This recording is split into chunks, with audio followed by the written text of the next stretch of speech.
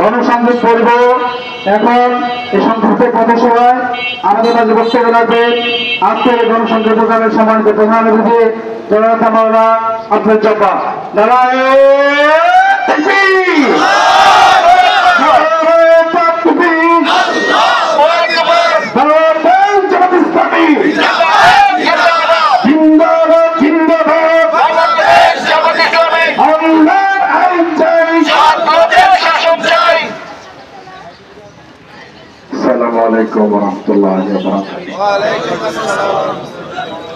সবাই কেমন আছেন? আমরা সবাই মিলে আল্লাহ তাআলার দরবারে শুকরিয়া আদায় করছি। আলহামদুলিল্লাহ। বাংলাদেশে মানুষ একটা নির্বাচন চায়, তবে এই নির্বাচন হচ্ছে একটা পরিবর্তনের নির্বাচন। যে নির্বাচনের পর দেশের কোনো মানুষ, কোন শক্তিধরদের তারা শোষিত হবে না, এরকম একটা নির্বাচন। যে নির্বাচনের পর কোন দল আরেক দলের উপর জুলুম নির্যাতন চালাবে না, এরকম একটা বাংলাদেশ। এমন একটি বাংলাদেশ চায় যে বাংলাদেশে আর কোনো দুর্নীতি হবে না।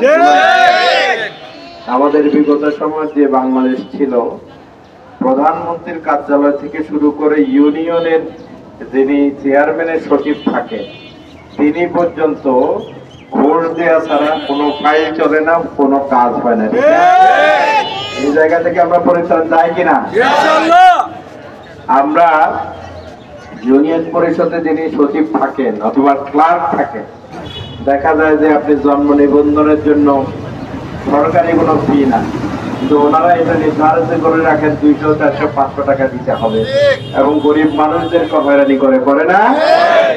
আমরা যদি আল্লাহর মেহেরবানিতে এই অঞ্চলের মানুষের সেবার সুযোগে পাই এবং আমাদের দল যদি সুযোগ পায়, সেই প্রধানমন্ত্রীর প্রেসিডেন্টের কার্যালয় থেকে শুরু করে সেই ইউনিয়নের সেই ওয়ার্ড পর্যন্ত সমস্ত দুর্নীতিকে আমরা কবর রচনা করবো। আমরা দুর্নীতি করব না, কাউকে দুর্নীতি করতে দেব না। আমাদের বিভিন্ন এলাকার ভাইরা বলছিলেন যে সব প্রার্থীর পোস্টার ব্যানার সব ঠিকঠাক আছে, জামাতের প্রার্থীর সব পোস্টার সব ছিঁড়ে ফেলতেছে।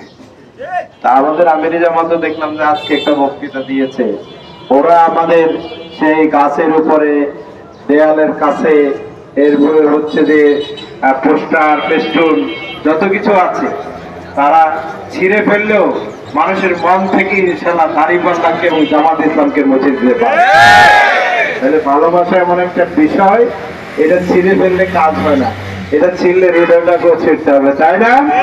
আওয়ামী লীগ বাংলাদেশের মানুষের মন থেকে জামাত ইসলামীকে ছিঁড়ে ছিন্ন বিচ্ছিন্ন করে কবরস্থ করতে চেয়েছিল, কিন্তু যারা কবর দিতে চেয়েছিল তারা বাংলাদেশে তাদের কবর রচনা হওয়ার পথে, ঠিক না?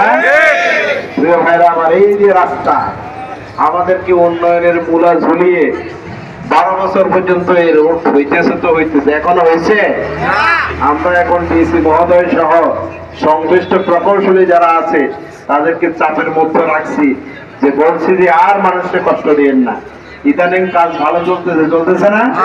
এবং আমরা বলছি যে আগামী 6 মাসের মধ্যে যাতে এই এলাকার মানুষের রাস্তার কোনো কষ্ট না থাকে, এই ব্যবস্থা যারা করবে না তাদের বিরুদ্ধে আন্দোলন শুরু হবে। অনেক থানাই ফানাই হয়েছে, আর কোনো থানাই ফানাই কি চলবে? প্রিয় ভাইরা আমার মূল বক্তব্য হলো যে মানুষের মতবাদ দিয়ে, মানুষের চিন্তা দিয়ে মানুষের মধ্যে কখনো শান্তি আসতে পারে না। যে আল্লাহ আমাদেরকে সৃষ্টি করেছেন, সেই আল্লাহর সিদ্ধান্ত, আল্লাহর আইন এই সমাজে রন্ধ্রে রন্ধ্রে যদি আমরা প্রতিষ্ঠিত করতে পারি, এই সমাজে আর কোনো অশান্তি থাকবে না ইনশাআল্লাহ। জামাত ইসলামী মূলত সেই কাজ আমরা করার জন্য চেষ্টা করছি। আপনারা আমাদের জন্য দোয়া করবেন, আমাদের সাথে থাকবেন, পাশে থাকবেন ইনশাআল্লাহ।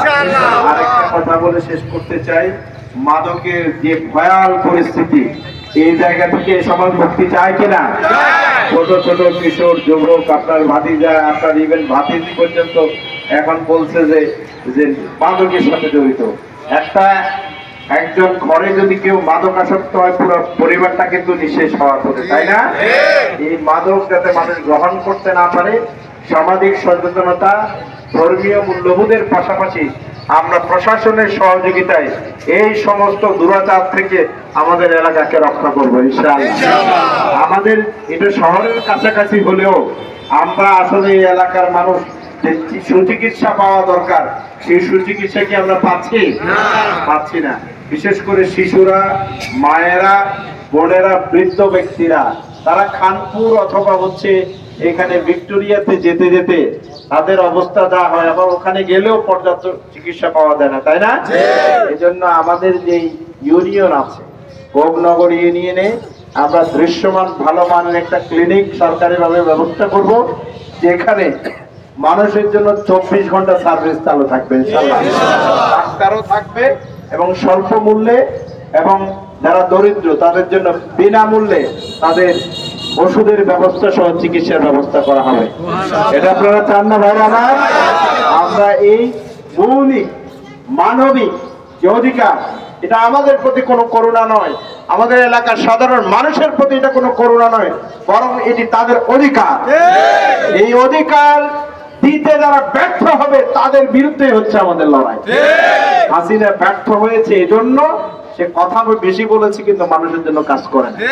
সুতরাং আমাদের কথা হবে কম, কাজ হবে কথা হবে কম, কাজ হবে। আপনারা আমাদের জন্য দোয়া করবেন, এবং ভাই বন্ধু যারা আছেন, যারা মানুষকে ভালোবাসেন, মানবিক একটি বাংলাদেশ গড়ে তুলতে চান, সন্ত্রাস মুক্ত, রাহাজানি, হানাহানি, খুনাখুনি মুক্ত একটি বাংলাদেশ চান, আগামী দিনে ইসলামের পক্ষে, সুন্দরের পক্ষে, সত্যের পক্ষে আমরা একটি মানবিক বাংলাদেশ গড়ে তুলবো ইনশাআল্লাহ। সবাই ভালো থাকবেন। আসসালামু আলাইকুম।